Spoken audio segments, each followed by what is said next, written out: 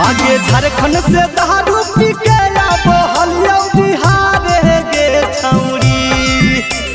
झारखंड से दारू पी के आबो हलिया बिहार गे छौरी।